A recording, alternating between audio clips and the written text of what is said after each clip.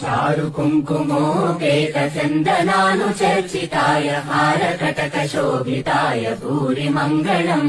विमलरूपाय विविधवेदान्तवेद्याय सुजनचित्तकामिकाय सुभगमङ्गलम् रामदास मृदुलहृदय तामरसनिवासाय स्वामि भद्रगिरिवराय दिव्यमङ्गलम् चारु कुङ्कुमोपेतचन्दनानुचर्चिताय हारकटकशोभिताय भूरिमङ्गलम्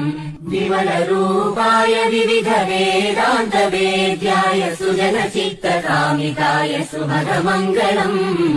रामदास मृदुलहृदय तामरसनिवासाय स्वामि भद्रगिरिवराय दिव्यमङ्गलम्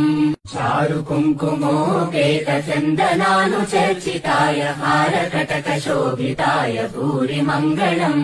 विमलरूपाय विविधवेदान्तवेद्याय सुजनचित्तकामिकाय सुभगमङ्गलम्